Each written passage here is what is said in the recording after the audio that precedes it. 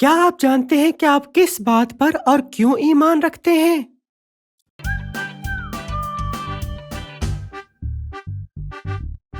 Hello दोस्तों, मैं Douglas और आज हम खुदा ताला के हथियारों के बारे में बात कर रहे हैं। खास तौर पर हम ईमान की ढाल के बारे में बात करेंगे।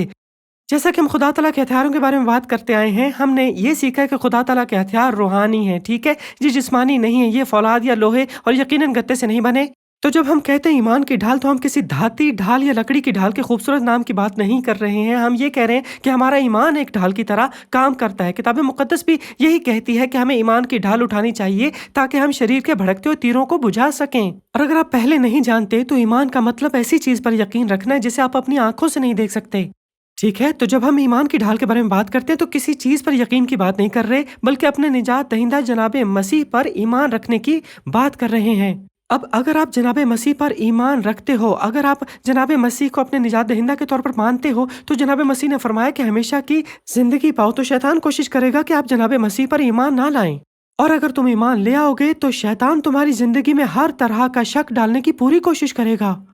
अब सिपाहियों की ढालों के बारे में एक बात यह भी थी कि आप अपनी ढाल से अपने साथ वाले शख्स की भी हिफाजत कर सकते थे, और ये वाकई अच्छी बात थी। लेकिन हमारे लिए ये भी ज़रूरी है कि हमारी अपनी भी ढाल हो। ख़ास तौर पर बच्चों के तौर पर ऐसा लगता है कि हम अपने वालिदैन और उस्तादों के ईमान से भी महफूज रहते हैं। लिहाजा अगर शैतान कभी हमसे झूठ बोलने की कोशिश करे, तो हम कहते हैं कि अच्छा, मैं बस वही मानता हूँ जो मेरे अब्बू कहते हैं। ये एक तरह से हमारी हिफाजत भी करता है। लेकिन आखिरकार एक वक्त ऐसा आएगा जब तुम्हें अपनी ढाल की जरूरत पड़ेगी। एक दिन शैतान तुम्हारे ज़हन में शक डालेगा, वो आपसे कोई सवाल करेगा, जैसे एक भड़कता हुआ तीर तुम्हारी तरफ फेंका गया हो, और उस वक्त तुम्हें खुद को अपना दिफा करना पड़ेगा। तब हमें सिर्फ ये जानना है कि हमारा ईमान किस पर है, और ये भी कि हम उस पर ईमान क्यों रखते हैं। क्योंकि अगर हम सिर्फ आसपास के लोगों के ईमान पर इन्हिसार करें, तो एक दिन मुश्किल में पड़ना ही होगा। क्योंकि शैतान हमसे झूठ बोलना पसंद करता है। वो झूठ का बाप है। वो चाहता है कि हम अपनी मानी हुई बातों पर भी शक करें। वो चाहता है कि हम सच्चाई पर भी शक करें। आप जानते हैं, किताब मुक़द्दस में शैतान के पहले अल्फाज ये थे, क्या खुदा ताला ने वाकई ऐसा कहा था?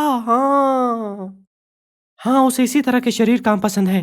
पर जब शैतान ये शक के तीर फेंकता है, तो हमारा ईमान ढाल की तरह काम करता है।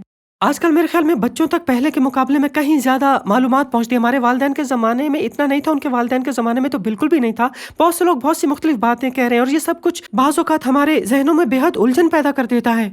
इसलिए मेरी दुआ है कि आप जनाबे मसीह पर अपना ईमान रखोगे।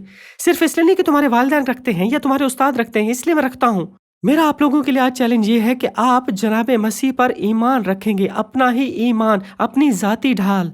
और जब मैं अपना ईमान कहता हूँ, तो इसका मतलब ये नहीं कि आप अपना कोई नया मजहब इजाद कर लो। बिल्कुल बिल्कुल ऐसा नहीं हो। ना ही मेरा मतलब है कि आप मसीहत की कोई अलग किस्म बना लो। नहीं, मेरा हरगिज़ मतलब नहीं। मेरा मतलब ये है कि मेरी ख्वाहिश है कि आप खुद जनाबे मसीह पर ईमान लाएं। सिर्फ इसलिए नहीं कि दूसरे लोग उस पर ईमान रखते हैं, सिर्फ इस वजह से कि आपके आसपास के लोग जनाबे मसीह पर ईमान रखते हैं, नहीं, इस वजह से नहीं लाइए।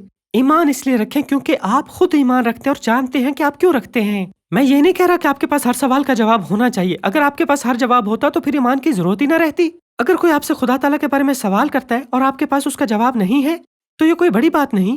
किताब मुक़द्दस ये नहीं कहती कि सब कुछ जानने की ढाल उठाओ, बल्कि ये कहती है कि ईमान की ढाल उठाओ। ये कहना दुरुस्त है कि मुझे जवाब नहीं आता, पर मेरा ईमान जनाबे मसीह पर है।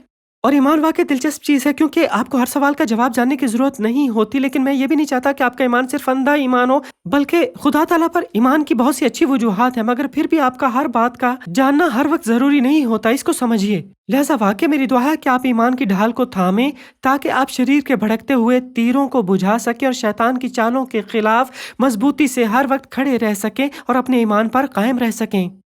अजीज नाजरीन, इस वीडियो को देखने के बाद अगर आप इंजील शरीफ का मुफ्त नुस्खा हासिल करना चाहते हैं, तो हमें अपना मुकम्मल पता बमा मोबाइल फ़ोन के अरसाल कर दें। हम पूरी कोशिश करेंगे कि आप तक इंजील शरीफ का मुफ्त नुस्खा पहुंच जाए।